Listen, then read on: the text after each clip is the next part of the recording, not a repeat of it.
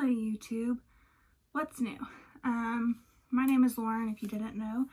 I'm the girl who is retaking the bar exam and broadcasting my experience studying again and doing all that stuff again on the internet for everyone to see.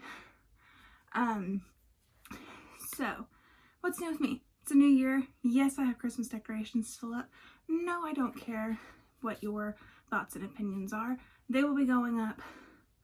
They'll be put up in a few days. I don't know. So that's new. Second thing that's new is I'm trying to work out every day. Yay. What else is new with me? I'm still studying. That's not new. What else isn't new? Still not editing my videos because I still don't have time to do that. Maybe once the bar exam is over, you might see editing, but for now, this is what you get. So, what is this video about? This is another one of my Barbary vlogs. If you want regular, like, non-bar related videos, those will come. I'll let you know when those come, somehow. But usually they come on the weekends. So, what's this video about? Well, Barbary, we need to have a talk. So, I was on Twitter, like you do. Like what you do. I'm trying to be cool and it's not working. But I was on Twitter, and I had just gotten through probably the longest multiple choice thing that I've taken in a really long time. And this was a critique I had the last time I did Barbary. And that is a critique on their knowledge checks. And I'm going to pull out notes here. So if you see me looking down, it's because I'm making sure I'm saying what I want to say. So I was on Twitter and I tweeted at Barbary and said that the knowledge checks they have, which come after you do the lectures for a subject, the knowledge checks they have are very poorly designed. They kill motivation. And I tweeted that. And they were like, well, and I would read it off my phone, but I use my phone to film. And they were like, well, you're not going to know how far you are along because after you take this initial 35 questions, you can get up to 60 questions. Not 16, 6D, 60. And I was like, excuse me? Because here's the thing. Not all bar exam topics are created equally, just like not all law school topics are created equally. And when I found out that you could get up to 60 questions, I was like, how is that helpful? Because the thing is, these 60 extra bonus questions, so you're actually doing 95 questions if you do really poorly on the knowledge check part, are based on how you perform on the initial 35 questions. Thing is, you don't get your scores on the knowledge check, so you don't actually know what you need to go back and study and what you're doing poorly until the end of the whole exercise. So you're just getting question after question after question and section after section after section. Usually they do a section and they have anywhere from 3 to 8 questions, I've noticed. And I was like, how is that helpful? Because the thing is, they're like, it's based on how you perform in the knowledge check. Well, how do I know what to even look at to help me with these other questions that are based off my knowledge check if I don't know how I did in the knowledge check? Not only that, there's no way that they tell you how many more sections you have or how many more questions you have. They tell you you can have up to 60 questions. That's a lot of questions to try to power through in one sitting, where you get to the end of, like, let's say you have 4 questions. You get to the end of the 4 questions and you press next. You don't know if that's going to be because you press finish. You don't know if that's going to be the end of the whole exercise or the end of that segment. There is no way that they tell you. And if you have up to 60 questions, you could be sitting there for well over 2 hours because the knowledge checks, they say, take you like an hour and a half to complete, I believe. That's already a really long time. because that's way longer than what you actually need to, what you should be doing to answer a question on the bar exam, because typically for the bar exam, you have 200 questions. You should be answering each question within about a minute and a half. And so when you're given an hour and a half estimate time period, you're going to be spending well over that, because you don't know how long it will take you to get to the 60 questions, if that's how many questions you have, or even if you have to do that, because they don't tell you before you get to this second half of the exercise. You're told everything you did wrong at the end of the exercise, which is great, because it's always great to go back and read stuff.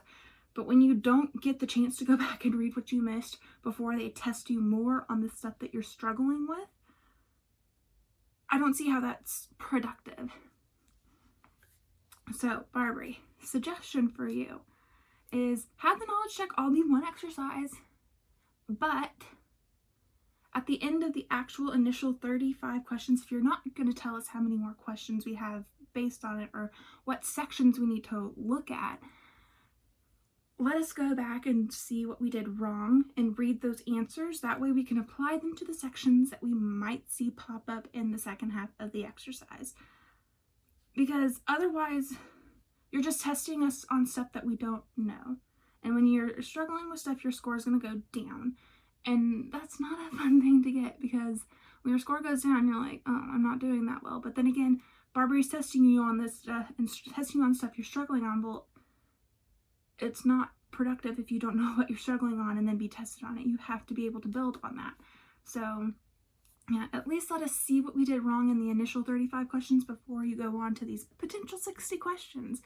Or let us know, at least let us know how many, like bare minimum, let us know how many of these 60 questions we have to answer, so I know how long I have to be buckled into a seat for, because sitting for that long is not something that anybody recommends. So yeah, that's my main frustration with Barbary right now, is motivation. It kills the motivation to do these knowledge checks. Like, all my motivation goes down. Like, I put off doing the knowledge checks, because at least when I'm doing like the section, like they have little sections of 8 questions, at least when I'm doing that, I know what sections I need to be studying, basically, or what sections I can turn to my notes so I can like look at my notes and answer along, because I'm doing that, which has been very helpful. But at least with the 8 questions, I know how many questions I'm going to answer. I know I'm going to have at least 4 questions that review the black letter law and 4 questions that are just technical bar questions. And so I tend to do those first, because the knowledge checks all the law of that one subject, which that's fine, but you don't know how many questions you're going to have afterwards. After the initial 35, you don't know how many questions you're going to have. You don't know what sections you're going to have, because they don't tell you. And that's so frustrating to me. And I've repeated that like 3 times, but I want it to be clear. That needs to be fixed, because it kills motivation. It's not helpful. And when I replied to Barbary on Twitter saying, well, this is the reason why I find it not helpful, I got no response. And I was like, cool.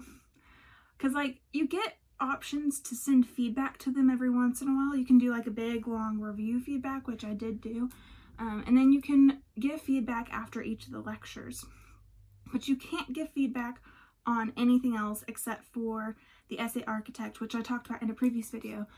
If you want me to talk more about that, I will, but the essay architect is I have no words because it's so bad. So yeah, the other thing is I'm now doing constitutional law, which I'm doing better at it than torts. I'm horrible at torts for some reason. I'm better at property law, which is weird, because I struggled probably the most with property in law school. However, I will say it was my biggest grade jump between my first semester and second semester. It's my biggest jump upwards. And that was mainly because my property law professor in law school sat down with me afterwards, and he's like, you go on tangents too much and it's hard to like follow. And then he was like, your next test, because this is the great thing about 1L years, a lot of times, depending on how your law school sets it up, you'll have one subject 2 semesters, so you get the chance to like improve. My law school, I don't think, does that anymore, which detrimental, but it is what it is. So I went in and sat down, and he's like, on your next test, do it in an outline form. Like do a header and explain what that is, and like do it in an outline form. Like explain your points in your outline, but like outline it for me. So that, and he's like, I think that'll help you stop going on tangents. And it did, and I did better on that exam. So yeah, so my next frustration is lectures. So the lectures of Barbary are great. They have great lecturers, but some of the lecturers aren't as good as others, and the lecture notes don't match the type of lecturing the lecturer does. So let me explain. So you're given a basic like outline that you can take notes on in Barbary. And for Texas in particular, the Texas stuff, it's more fill in the blank, so you can follow, because basically what the lecturer does is they read off notes, right? So they're reading off notes, and for Texas at least, you're filling in blanks, which pros and cons, right? But for some of the other lectures, like I just finished the contracts lectures, and the contract professor was amazing. I loved my contract professor in law school, but this contract professor was really good. And he made it more understandable than I thought I ever would understand it. Even with going back at it a second time, I felt like I understood it more this second time than the first time. He was really good. However, the notes that were given do not match up with his lecture style, because he would go and read stuff, and then he would have hypotheticals, and his answers to the hypotheticals would be definitions to stuff that he would briefly explain, which is great, but the amount of room that you are given to write this in is minuscule. And I'm gonna actually have my Barbary book here. I'm gonna show you an example of the amount of space you have. Let me see if I can find what I just did. Okay, so I don't know, so I write in pencil, so I don't know if you're actually gonna be able to see it. So this is my Barbary book, right? This is all the lecture stuff. And then I have this much room to write tons of stuff. And you can see there's not a lot of space, because this has 2 questions. This gray box right here that I'm circling has 2 questions in it.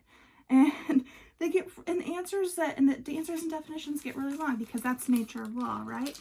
So I wish that either the outline format changed, or that the notes that were given to write on were formatted a little better. Like we had more room to, for questions, I wish we had more room to actually write out a full answer that's a definition as well, because right now it's like my writing is super it's super squish, and it's in just this half column thing, which I believe that's the Cornell style of note-taking, which is great in one point, but at another point, how helpful is it when you're not actually doing the traditional Cornell style notes, right? Those aren't traditional Cornell style notes. So I do wish that the lectures and the lecturers matched, the notes matched how the lecturer lectured a little bit, especially when it's the general bar topics, the MBE topics, because those don't change, but the lectures don't really change either. I think in Texas, we get Texas-specific ones, because most of the topics that are on the MBE are also tested separately for Texas. So we get some special Texas notes. So I know it's not uniform for across the United States. The people who take the UBE, which is the uniform bar exam, it's the one that many states are now accepting. I know that they're not getting the same book that I'm getting, because I'm also getting all the Texas specific lectures, which the notes for the Texas lectures look completely different. The regular MBE subjects, they are all in this column style thing, which I like, but also it's so frustrating, because when you're answering questions, it don't give you enough room to actually answer, or write out definitions that a lot of the lecturers expect you to write out, that happened in common law. and for contracts. They gave us a lot of definitions and not a lot of room to write those definitions. And honestly, the con law lecture was not the greatest in my opinion. I would suggest getting a new con law lecturer because there were lots of things that he just completely didn't talk about that Barbary questioned me on, and I was looking through my notes and I was like, I don't have this. I had to like go to my outlines and stuff. And the thing is, like, they lecture on the stuff that's most often tested, and when I'm not being lectured on the stuff that's most often tested, it's frustrating. That's another thing I tweeted at Barbary. Got no response for that. But my con law professor's really good. So yeah, that's a frustration I have. But like with the Texas specific subjects, the lectures for the Texas specific subjects get to like send in their own outlines because they all look different. They all have different aspects to them, but most of them are like a fill in the blank type thing where they have either a sentence and you fill in stuff, or I think it's wills, trusts, and estates. That lecture, because those other subjects kind of go together. But that one, he like will give an answer. This is what I wish the regular Barbary ones. He would give a question, like a hypo, and then he would give like a space and then the next thing. And that space is where you write. And I wish that the regular lectures for the MB subjects were like that, but they're not. So yeah, and you could tell that those professors who teach the Texas subjects, their lecture style matches their outline, which is so good. I just wish it was the same for the MBE subjects. So yeah. And then the last thing I want to talk about today is burnout. And it happens, and it's tied into like procrastination, but I want to talk about it with this because it goes with the knowledge check thing, with motivation just plummeting. Burnout happens when you're overworked. And Barbary, I know for a fact, has scrunched all their materials into a shorter amount of time because my sister took the bar exam and she took the Barbary course, and it was a longer period of time. When I told her how short mine was, she was like, really? So burnout happens when you're doing a lot in a short amount of time and it's all very similar material. And with like, I'm going to use the knowledge checks as an example because this is the reason why like I put stuff off. When it's the same thing consistently, it is so hard to stay motivated, and it is so hard to not feel like I don't want to do it anymore, and it is so hard to easily say, I feel like I know it, so I'm just gonna do whatever. I say it's so hard. It's easy to do that when you're just kind of going through the motions because you're like, when is this gonna get done? Burnout happens, and my biggest problem is fighting through the burnout because I have so many other things that I want to do, so many other things that my mind wants to focus on that isn't Barbary, that isn't the bar exam. And it's very hard to stay focused when you're already struggling with your motivation going down because of the way things are happening for Barbary. And when that motivation is down because it's all the same monotonous content with no real feedback, it's hard to not be burned out. It's hard to be like, I've done all this work and I'm not getting anything. I'm just like, done. So burnout happens, and I think I'm going to keep y'all updated on that because right now it's not so bad, but I'm afraid that when it comes to end, because this is what happened last time, when it came to the lectures ended, I was just like so done with studying. So yeah, burnout happens, and I'll keep you all updated on how I'm dealing with that because I'm sure that I'm bound to start feeling that way, like even more so. So yeah, that's all I got for you today. If you have any questions or comments, leave them below. If you want to suggest a video that you want, leave that down below. I have a few videos planned out that I kind of want to do, like I wrote 4 mock trial problems when I was in law school. I want to talk about those. I want to talk about how I used my planner in law school, which I talked about in the last video I did. What else? There's a few other video ideas I got bouncing around. If you like what you saw, wow, what are words? If you liked what you saw, subscribe, hit the notification bell, and you'll be notified whenever I post a new video.